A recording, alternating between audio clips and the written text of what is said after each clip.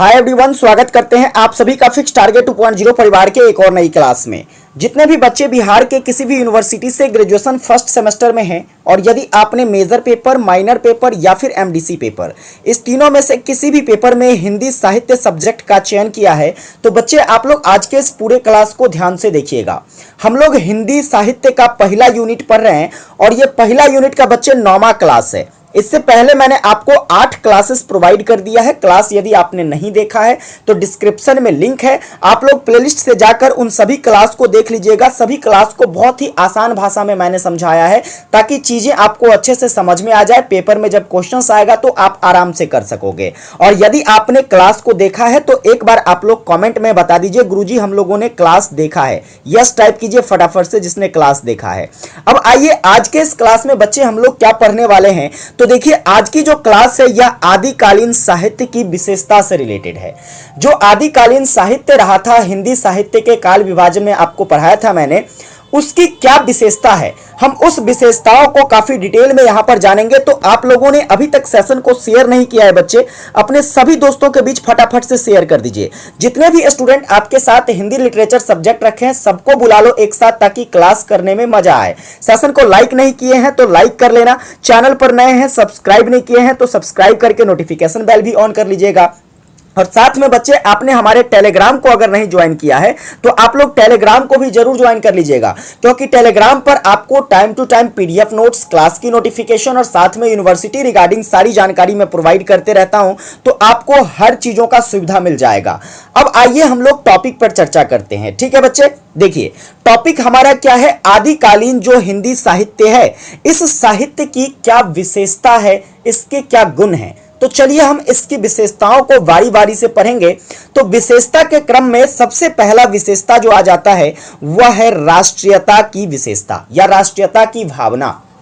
राष्ट्रीयता की भावना से क्या तात्पर्य है, तो देखो जो आदिकालीन साहित्य था या आदिकाल का समय था हिंदी साहित्य में, उसमें राष्ट्रीयता की भावना का जो है आपको अत्यंत समुचन देखने को मिलता है। मतलब राष्ट्रीयता का भाव जो है लेखकों में काफी ज्यादा देखने को मिली है।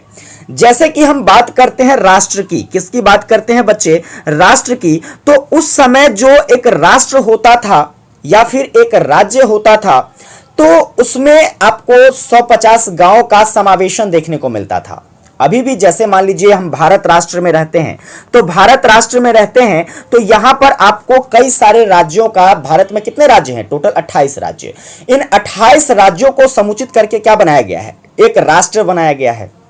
इन सभी राज्यों में जो 28 राज्य है उन सभी राज्यों में आपको बहुत सारे गांव देखने को मिलते हैं। तो ठीक उसी प्रकार से परिस्थितियां उस समय भी हुआ करती थी, लेकिन आज के तुलना में उस समय चीजें थोड़ी सी बदली हुई थी। बदली हुई क्या थी, तो आज राजा का शासन हमारे देश में नहीं देखने को मिलता है, लेकिन पूर्व में यह सब किसके अधीनस्थ आता था बच्चे, तो राजा के अधीनस्थ आता था। किसके अधीनस्थ आता था, तो राजा के अधीनस्थ आता था और राजा इस पर क्या करते थे, शासन करते थे।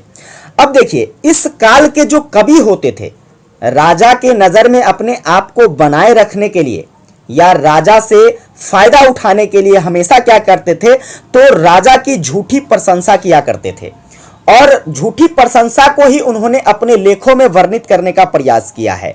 अब देखिए झूठ चीज कब तक चलेगा, आप ही बताइए, झूठ चीज ज्यादा समय तक तो नहीं चल सकता है। सच्चाई अगर कोई चीज है तो वह लंबे समय तक अस्थायी रह सकता है। इसी कारण क्या होता है, तो इस समय राष्ट्रीयता के भावना में जो है अभाव देखने को मिल जाती है, क्योंकि काफी सारे लेखक जो अपने आप को जो आश्रय देने वाले राजा हुआ करते थे उन राजा के बारे में झूठी झूठी बखान, झूठी झूठी प्रशंसा किया करते थे। समझ में आई बात। तो राष्ट्रीयता का भाव किस प्रकार से आदिकाल में कमता हुआ नजर आया, उम्मीद करता हूं आपको ये चीजें समझ में आ गई होगी। एक बार आप लोग कमेंट में बताना बच्चे आपको ये पहला पॉइंट अच्छे से समझ में आया कि राष्ट्रीयता के भावना का अभाव जो है आदिकाल में कैसे देखने को मिला। आगे पॉइंट्स जो निकल कर आता है, दूसरा पॉइंट है ऐतिहासिकता का अभाव। ऐतिहासिकता के अभाव से क्या तात्पर्य है, तो वीर गाथा काल या फिर आदिकाल इसी का नाम है। इस काल की जो रचना थी प्यारे बच्चे, इसमें ऐतिहासिक घटनाओं का काफी अभाव देखने को मिला। ऐसा मैं क्यों कह रहा हूं, तो देखिए उस समय की जो रचना है, जब आप उस रचनाओं को पढ़ेंगे उस रचनाओं को जानेंगे तो आपको पता चलेगा कि उस काल के जो कवि थे या उस काल के जो रचनाकार थे, लेखक थे, वह सब जो भी रचना किया करते थे मानो कि उसमें एक कल्पनात्मक भाव होता था। कैसा भाव होता था बच्चे? कल्पनात्मक भाव होता था, कल्पना की जाती थी। मतलब उसे भी उस चीज पर डाउट रहता था, संदिग्ध रहता था। इसलिए हम कह सकते हैं कि इसमें ऐतिहासिकता का काफी अभाव देखने को मिलता है। जो भी चीजें इसमें बताई गई है उसका प्रमाण बहुत कम मिल पाता है। इस काल में जितने भी दरबारी कवि हुआ करते थे वह सब क्या करते थे? तो राजा का गुणगान करते थे और बाकी ऐतिहासिक तथ्यों की अवहेलना इसमें देखने को मिलती है। तो इस कारण से इस काल के रचना में बच्चे क्या है? तो ऐतिहासिकता का आपको अभाव देखने को मिलता है। इसके साथ साथ और भी बहुत सारी चीजें हैं।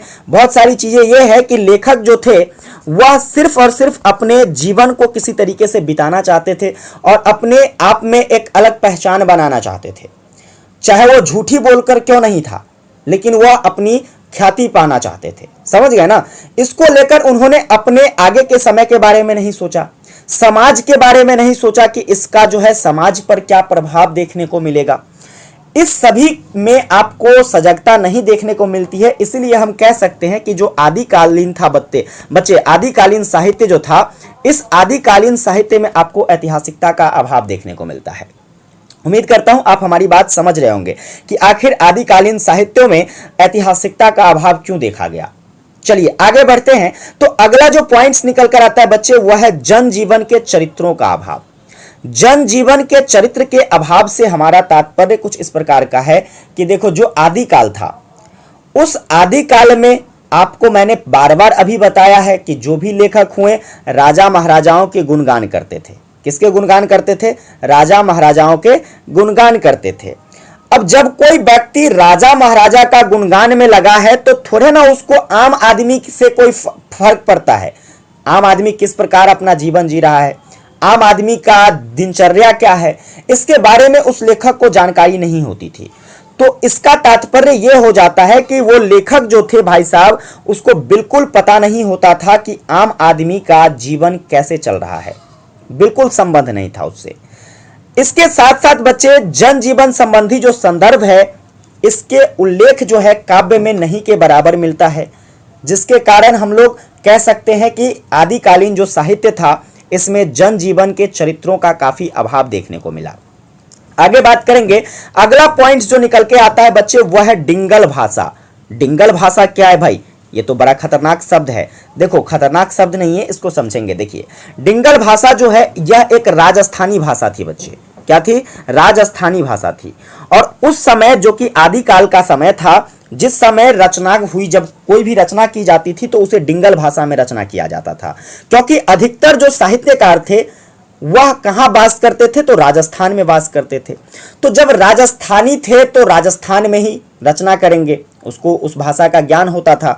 इसलिए कहा जाता है कि आदिकालीन जो साहित्य है इसमें जो भी रचना की गई उसमें अधिकतर रचनाएं जो है यह डिंगल भाषा में देखने को मिलती है, यानी कि राजस्थानी भाषा में देखने को मिलती है। आगे बात करेंगे बच्चा। अगला पॉइंट जो निकल के आता है वह है प्राकृतिक चित्रण। प्राकृतिक चित्रण से क्या मतलब है? तो जो भी आदिकाल का साहित्य था उस आदिकाल के साहित्य में आपको प्राकृतिक घटनाओं का या प्रकृति का काफी ज्यादा चित्रण देखने को मिलता है। जैसे कि रचना में लेखकों के द्वारा नदियों का वर्णन देखने को मिलेगा, पर्वतों का, नगरों का, इन सभी चीजों का जो है सुंदर रूप से वर्णन किया गया है। इसलिए हम कह सकते हैं जो आदिकाल की रचना थी उस रचना में प्रकृति का चित्रण किया गया है। किसका चित्रण किया गया बच्चे? प्रकृति का चित्रण। आगे आ जाइए, अगले पॉइंट्स की बात कर लेते हैं। तो अगला जो पॉइंट्स निकल कर आता है वह है रासो शब्द का प्रयोग। रासो शब्द का प्रयोग आदिकाल के साहित्यों में बार बार किया गया है। कहोगे कैसे किया गया है? तो इस काल में जितनी भी रचनाएं थी, जैसे कि हम बात करते हैं पृथ्वीराज रासो, है ना, इस तरीके से और भी कई सारी रचनाएं थी। उन सभी रचनाओं को आदिकाल में लिखा गया और उसके साथ जो है रासो शब्द जुड़ा हुआ था। एक इतिहासकार थे हिंदी साहित्य के जिसका नाम था गारसा दत्तासी। गारसा दत्तासी का मानना है कि जो ये रासो शब्द है बच्चा, रासो शब्द यह राजसूया शब्द से उत्पत्ति हुई है इस शब्द की। समझ गए? चलिए आगे बात करते हैं। अगला पॉइंट्स जो निकल के आता है वह पॉइंट्स है प्रामाणिकता का अभाव। प्रामाणिकता का अभाव क्या है? तो प्रामाणिकता के अभाव से मतलब है कि जो भी रचना इस काल में किया गया उसमें प्रामाणिकता का अभाव देखा गया। मतलब वह सही घटना को बताए हैं या नहीं बताए हैं, लेखक को भी इसमें संदिग्ध होता था, लेखक को भी डाउट रहता था। तो इसलिए हम कह सकते हैं कि इसमें प्रामाणिकता का क्या देखने को मिला? बिल्कुल अभाव देखने को मिला। जैसे कि इस काल में कई सारी रचनाएं की गई, कई सारी रचनाओं में जैसे पृथ्वीराज रासो आ जाता है, इस प्रकार से आपको खुमान रासो देखने को मिलेगा, परमान रासो देखने को मिलेगा। यह सब रचना सही तौर पर गठित किया गया है, रचा गया है, या फिर एक कल्पना? इसके संबंध में कोई वास्तविक साक्ष्य या वास्तविक प्रमाण देखने को नहीं मिलता है, इसलिए हम इसे संदेह की दृष्टि से देखते हैं। इस संबंध में आचार्य रामचंद्र शुक्ल जी अपनी राय रखते हुए कहे हैं कि यह जो आदिकाल का समय था, इस समय जो भी रासो काव्य की रचना की गई वह रासो काव्य जो है समय समय पर परिवर्तित होता देखा गया, समय समय पर उसमें परिवर्तन होते गए, बदलाव होते गए। तो इस आधार पे प्यारे बच्चे इसमें हम प्रामाणिकता का त्रुटि पाते हैं, प्रामाणिकता का कमी पाते हैं। समझ में आई बात? चलिए आगे बात करते हैं। तो अगला जो पॉइंट्स निकल कर आता है वह है अनेक छंदों का प्रयोग। इस काल में जो रचना की गई थी उसमें काफी सारे छंद का प्रयोग किया गया था। छंद क्या है भाई? तो देखिए रासो ग्रंथ में काफी सारे छंदों की आपको क्या देखने को मिलती है? विविधता देखने को मिलती है। छंद की जो यह विविधता है यह हिंदी के ना तो प्रवर्ती साहित्य में मिलते हैं, जितना प्यारे बच्चे यहां पर छंद का प्रयोग किया गया है वह ना ही हिंदी साहित्य के प्रवर्ती साहित्य में देखता है और ना ही पूर्ववर्ती साहित्य में देखने को मिलता है। इतने छंदों का प्रयोग जो है इस काल के लेखक ने हिंदी साहित्य के लेखन में किया था आदिकाल में। आगे आइए तो आगे बात करते हैं। अगला पॉइंट्स जो है ये रिपीट हो गया है, प्रामाणिकता का अभाव। ठीक है, यहां पर कर लीजिएगा इसमें क्या? तो इसमें कर लीजिएगा प्यारे बच्चे अलंकारों का। ठीक है, अलंकारों का प्रयोग। किसका प्रयोग बच्चे? अलंकारों का प्रयोग कर लीजिएगा ये पॉइंट। ठीक है, चलिए अलंकारों के प्रयोग से तात्पर्य हमारा ये है कि देखिए जैसे अभी आपने छंद को देखा, व्याकरण में आप पढ़ते होंगे रस, छंद, अलंकार, ये सब पढ़ाई होती है। ठीक है, तो उसी क्रम में जैसे यहां पर छंदों का काफी ज्यादा प्रयोग देखने को मिला तो उसी आधार पर यहां पर अलंकारों का भी प्रयोग किया गया। अलंकार में जैसे कि उपमा अलंकार हो जाता है, रूपक अलंकार हो जाता है, उत्प्रेक्षा अलंकार हो जाता है। इन सभी अलंकारों का समावेशन जो है इस काल के रचना में काफी ज्यादा देखने को मिलता है। इतना ही नहीं, इसके साथ साथ और भी कई सारे अलंकार का उपयोग किया गया, जैसे कि अनुप्रास अलंकार, वक्रोक्ति अलंकार, इसके बाद जो है पमक अलंकार, श्लेष अलंकार, उपमा अलंकार, रूपक अलंकार, ये सब के सब, अतिशयोक्ति अलंकार, सभी अलंकारों की प्रधानता आपको इस काल के काव्यों में देखने को मिलता है। जैसे कि देखिए कुछ अलंकारों की बात करें, जैसे कि उत्प्रेक्षा अलंकार है, तो उत्प्रेक्षा अलंकार जो है इसका प्रयोग सुंदर चित्रों को दर्शाने के लिए किया गया। किसके लिए किया गया प्यारे बच्चे? सुंदर चित्रों को दर्शाने के लिए किया गया। इसी तरीके से रूपक अलंकार भी जो है रूप के वर्णन के लिए किया गया है ना। तो इस तरीके से कई सारे ऐसे अलंकार हैं जिसको काफी प्रमुख रूप से इस काल की रचना में प्रयोग किया गया है। अब इस बात को लेकर एक हिंदी के साहित्यकार थे जिसका नाम था दिनेश शर्मा। क्या नाम था बच्चे?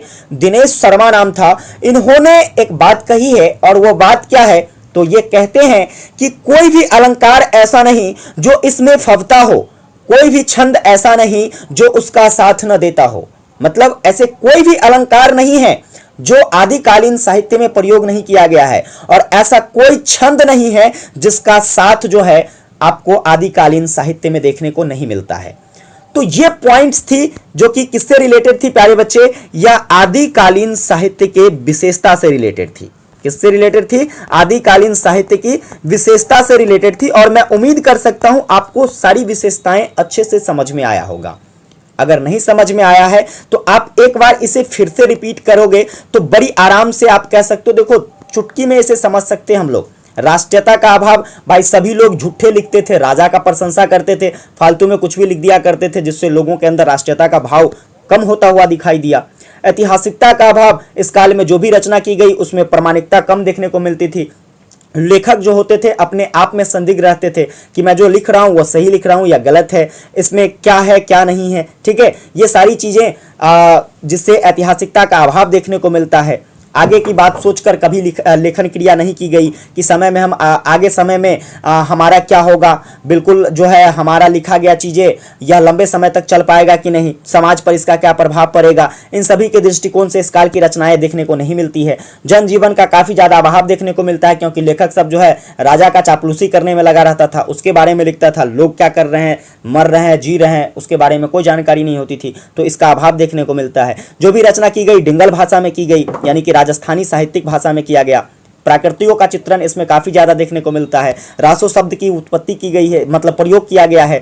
इसके साथ साथ बच्चे जो है अगला जो पॉइंट है इसमें प्रामाणिकता का अभाव देखने को मिलता है। काफी ज्यादा छंदों का प्रयोग किया गया है और जितने भी आपके अलंकार हैं उन सभी अलंकारों का यहाँ पर समावेशन देखने को मिलता है। तो इस तरीके से सभी चीजों को आपको क्या करना है, नोट डाउन करके अच्छे तरीके से रिपीट करके पढ़ना है, ताकि एग्जाम में जब ये क्वेश्चन आएगा तो आप आराम से कर सकोगे। एक बार आप लोग कॉमेंट में टाइप करना बच्चे, आपको ये सारी बातें अच्छे तरीके से समझ में आई, यस या नो। फटाफट से टाइप कीजिए यस और नो। अगर समझ में आ गया तो यस, नहीं समझ में आया तो नो। अगर नहीं समझ में आया तो इसको आप रिपीट करके देखिएगा, आपको अच्छे से समझ में आ जाएगा।